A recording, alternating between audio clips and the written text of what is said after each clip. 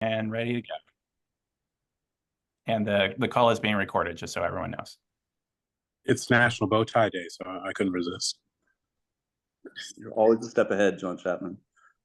That is really upsetting. You should have a bow tie. Damn it.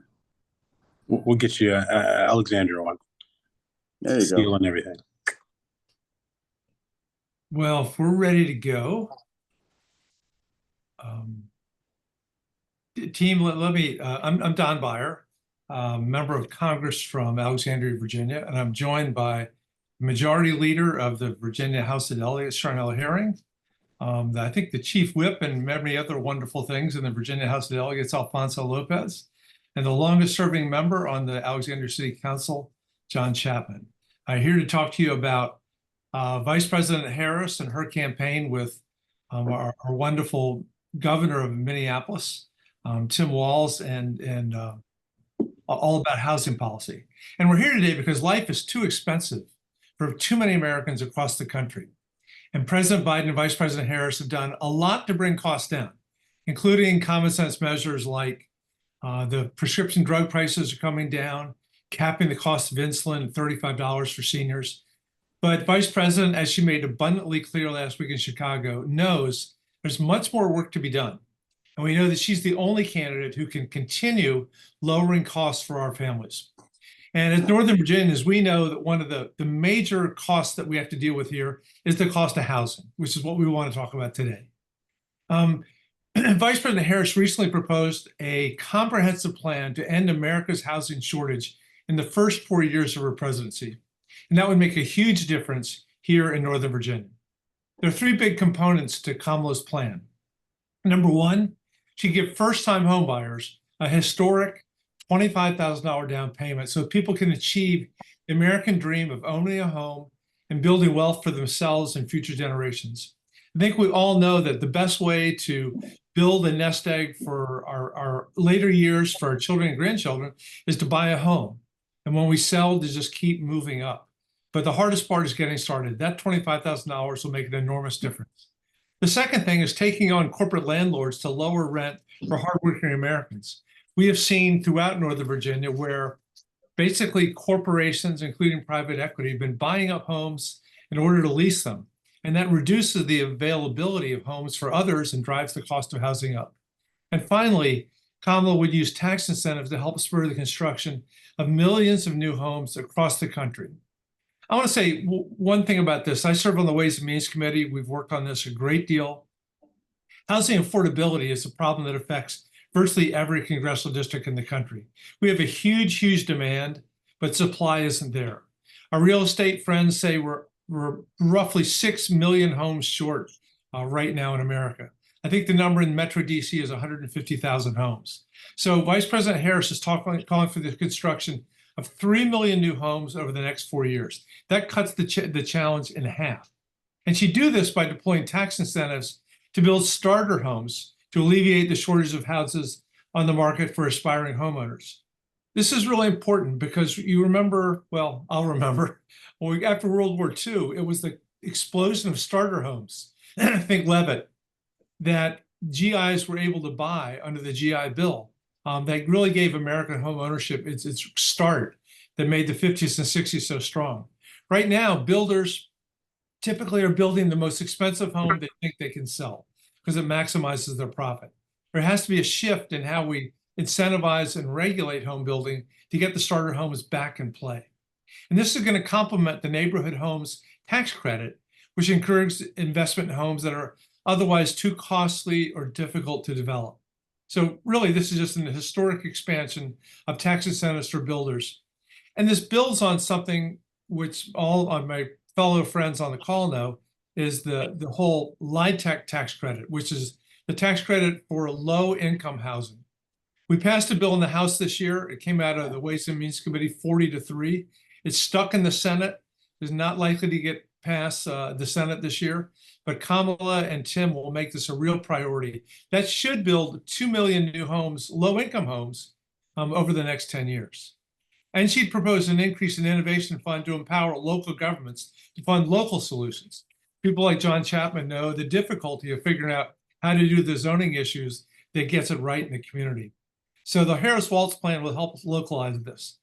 On the other side, what you get from Donald Trump and J.D. Vance is the Project 2025 agenda, which actually calls for raising taxes on families by $3,900, almost a $4,000 tax increase. This comes from the 10% tariffs on stuff coming from all over the world, including our free trade partners.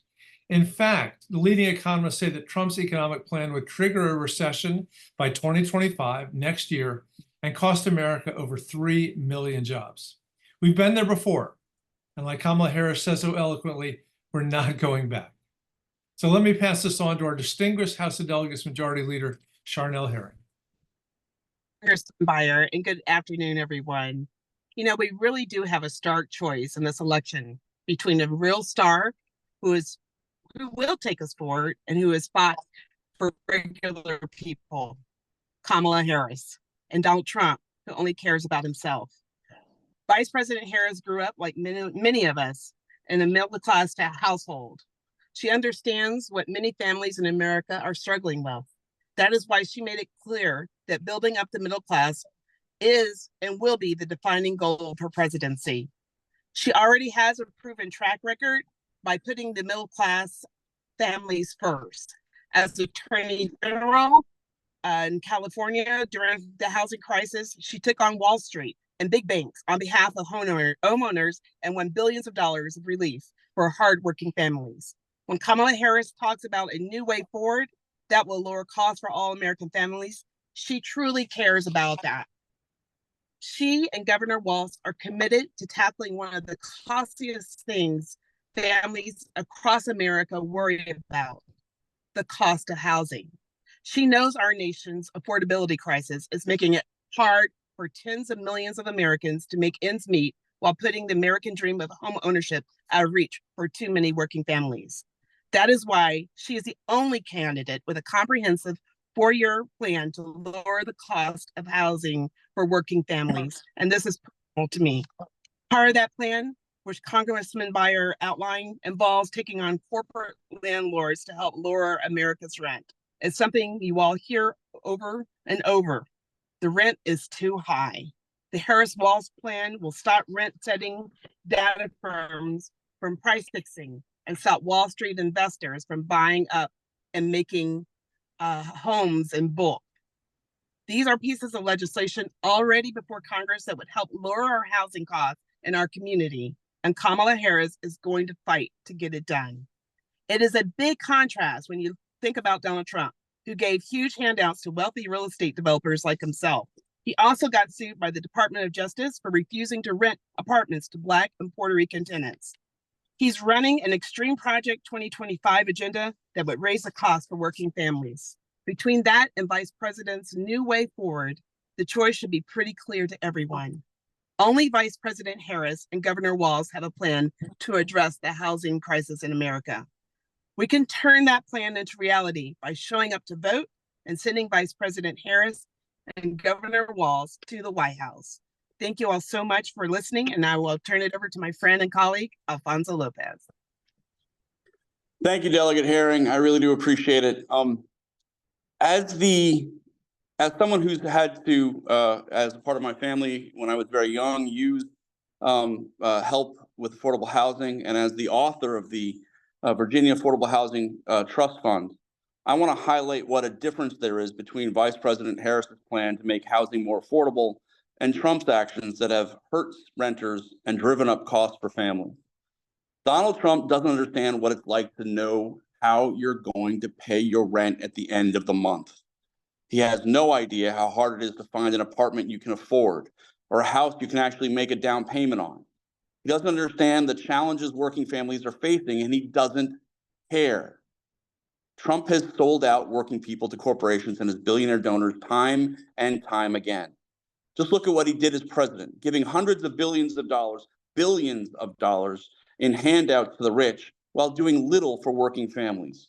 Year after year during his presidency, Trump tried to gut rental assistance programs, which would have driven up housing costs for so many people, including many Northern Virginians. If he gets back in the White House, he would allow corporate landlords to raise rents on families as much as they like. When Trump was president, New home construction slowed down while tightening the housing crunch. More housing units were under construction in every month of the Biden-Harris administration than during any month of Trump's presidency. Trump's extreme Project 2025 agenda will make it more expensive to rent or buy a home. Let's be very clear. Project 2025, that agenda will make it more expensive to rent or buy a home. It would raise millions of Americans' mortgage costs.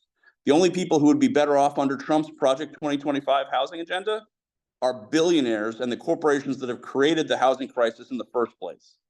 He just doesn't care about us. Trump only cares about himself and lining his own pockets and the pockets of his billionaire donors. It's clear, time and time again. Families can't afford another Trump administration, which is why it's so very important that we elect Vice President Harris and Governor Walz this November. Thank you for your time. And with that, I'll turn it over to my friend, Councilman John Chapman. Thank you, Mr. Delegate. And I don't want to go on too long because all of my colleagues have said exactly what we know about President Trump.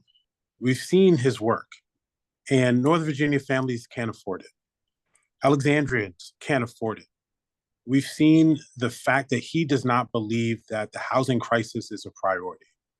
And this is the only ticket with Vice President Harris and Governor Walz that has firmly put an idea forward that we can grab onto, to talk about the fact that we need housing supply. As a local official, that's what we talk about, the need for trying to deal with the housing crunch by building more supply.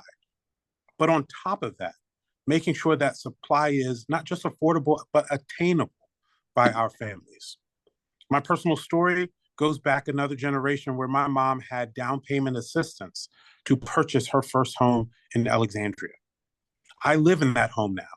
So I know personally the effect of the generational wealth that is passed along from family to family once home ownership, not just rental, but home ownership becomes a priority for local governments, local, state, and federal governments. And as you hear from my colleagues, we're making this a priority, and we need federal partners, in particular folks in the White House, in particular Vice President Harris and Governor Walz, who are making this a priority. We've already heard from former President Trump and what he would do. We've seen that.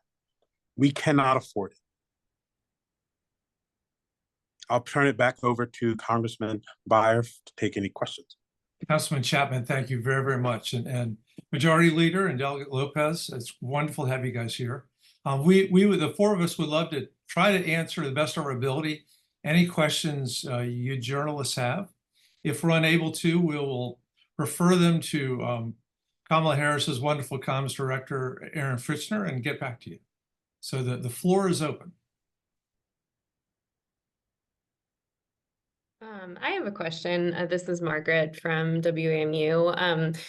You mentioned sort of concerns about private equity and corporate landlords buying up properties in Northern Virginia. And I'm curious, and maybe price fixing. Do you have any kind of indicators or research kind of like indicating the scale of that happening in our community? Margaret, I'm sure there is stuff. I don't have any, certainly none that I can talk to you about responsibly right now. What we have is more, what's the right word, anecdotal, where we see more and more homes being bought by the private equity. And it's just basic economics 101, law of supply and demand. If private equity comes in and buys 100 homes in Northern Virginia that they're going to use to lease out, then that's 100 homes that aren't available for other people to purchase. And that inevitably drives up the price of the homes that remain on the market. And by the way, they would make the argument and have to me, well, some people can't afford to buy the home, but they want to have a really nice big home, so they're going to lease instead. But the challenge there, again, is that those lease prices are generally been a lot higher. Again, we don't right now have a specific regulatory plan from the Harris-Walz campaign, but rather an awareness of we're going to have to really pay attention to the influence of non-home livers, people that don't live in the home, buying up those homes. Thank you. Hey, this is Michael Pope with Virginia Public Radio. I got a question about part of the Harris Plan that would prevent corporate landlords from using algorithms to engage in price fixing. One, how would that work? And then two, has anyone on this call actually seen that happen in their district? Let me answer the first part and then defer to the other folks. We know, just as Michael, as you know well, in the last couple of days, the federal government has weighed in on price fixing on the big software companies, the algorithmic companies that are setting rents. And they've allowed, intentionally, unintentionally, the landlords to essentially price fix and figure out how to raise rents, which they wouldn't be able to do otherwise. I know I was in retail business for years and years, and we were never allowed to talk to our competitors about prices. But the algorithms have allowed competitors to do that basically illegally, even if unwittingly. So yes, that is a real concern. Right now, the federal government is focused on these algorithmic companies among landlords leasing. Whether they've pulled in the private equity companies, I'm not sure. And I defer to Jarnell, Alfonso, John, if they know of specific instances. Thank you, Congressman. I would just also share with you all, I had a conversation with a developer, and actually his concern was the fact that there's a lot of corporate interest in developing rental housing and not necessarily focusing on ways for home ownership. And so what you see is a lot of the, people, and absolutely, look, when I said it's personal to me, I was homeless as a teenager. I know what it means not to have shelter over your head, and certainly getting rental housing is great. But what's happening is that when we talk about generational wealth, I believe actually Councilman Chapman mentioned it, is where families are not able to have that American dream. And this is something that even the developer who is profiting said that it's a really concern that he's seeing such an uptick in that, where they're developing rental housing, but not housing for home ownership, whether it be owning a one-bedroom condo, but at least it's a step up for families to create that generational wealth. To pile on too, I think it's really important to remember that the biggest piece of every American family's net worth is their home equity. For many of them, it's the only net worth they have is their home equity. And I'll add in that I think the only thing I'll add in is that we are following the lawsuit with I believe it's RealPage in the DC Attorney General that came out last year. Excuse me. That's something that we're following because the lawsuit names a number of home builders that work in the Northern Virginia area as well, and so keeping our eye on what's going on there in terms of price fixing. I think is key for us to understand, as Margaret pointed out, kind of start to understand the scope of the issue. I see we also have Vernon from Alexandria Now looking to ask a question. Oh, I didn't know that was that obvious, but kind of a one-track mind here with this being an Alexandria news site.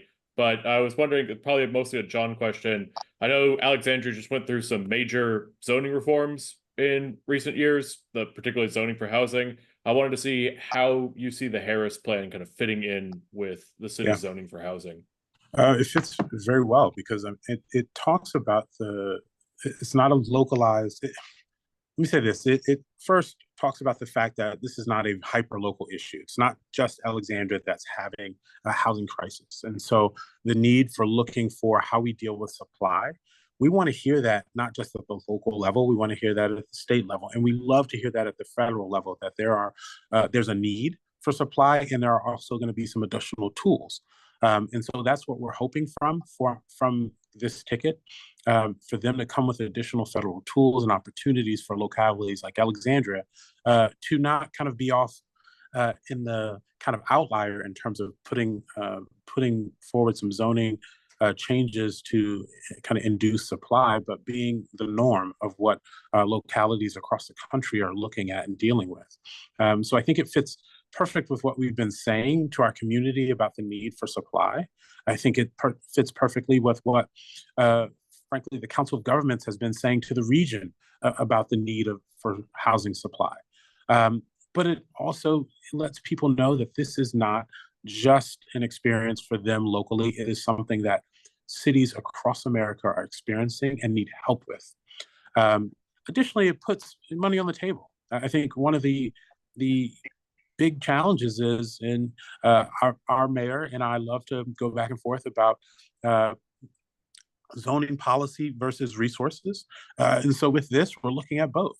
We're looking at zoning policy and how do you add supply, but also looking at the resources and how do you make sure that the supply that's coming in is not just affordable, but attainable to the folks that are in your community. And I think having down payment assistance is huge because there are very few people that are walking around with tens of $1,000s that are in their pockets if they want to get a house that works for their family. Can I just piggyback on something that John said as well? Let's be very clear. There's one ticket at the national level that's working to improve things when it comes to housing affordability, that's working to make things better, to address the problem. And the other ticket has a history of going the exact opposite direction, empowering corporations to do whatever they want to do. Mm-hmm. We represent some of the wealthiest and most highly educated communities in the entire country. And in Columbia Pike Corridor, in the heart of the 3rd District that I represent in the House Delegates, we had the Serrano. We have substandard housing issues. We had slumlord condition. And if that's happening in our area, just think what's happening in other parts of the country, other parts of Virginia. Just a few years ago, we saw that Virginia had 4 of the cities with the highest eviction rates in the entire country. We had significant problems that were found out by the Richmond Times-Dispatch with affordable housing slumlord conditions outside of Richmond. And so we're about trying to address this issue in a way that helps. And the Harris-Walz ticket is going to help when it comes to affordable housing. Trump and Vance, they've proven that they want to do everything but help.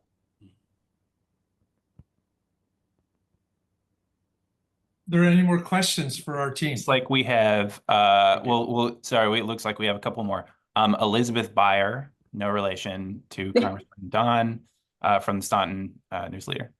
Hi, thank you so much. Just one quick question. If Democrats win the presidency but lose Congress, is there a plan in place to gain bipartisan support for this effort, or is it like dead on arrival?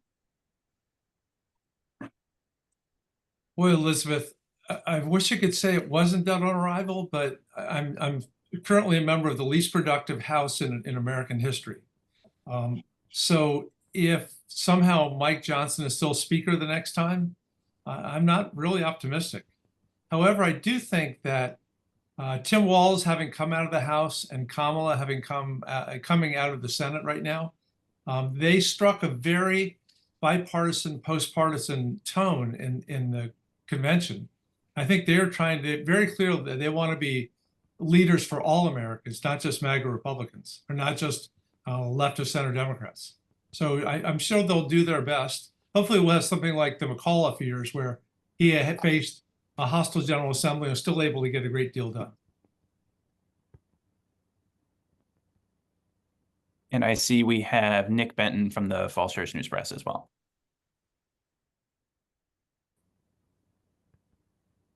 Nick, if you want to ask a question. If not, that's fine. All right. Okay, with that, I think hearing none. Can I ask a quick follow-up question? Of course. Go ahead, Michael. Councilman Chapman, I was interested in following up with something you said about making sure the new housing construction is affordable. This is a criticism you often hear in Alexandria. I'm sure you hear this all the time. So much of the new housing construction in Alexandria is expensive, super expensive. Well, I'm wondering about this this tax incentive that's part of this Harris package. How is that going to create a situation where you get construction of housing that people can actually afford? Right. I think that's the hope, in using leverage to work with the development.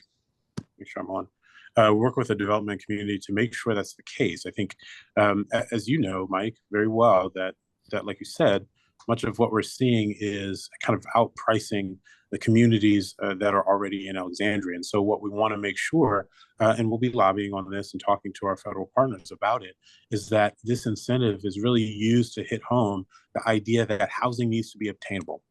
We understand that there needs to be housing for all levels of our social economic groups, but we need to make sure it's obtainable for folks that really need that housing, folks that are working in various industries that don't pay some of the highest costs or wages. We need to make sure those folks have housing.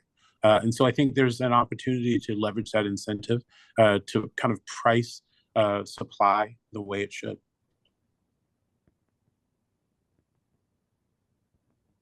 Can I get another bite at the apple as well? Go ahead, Margaret. Thanks.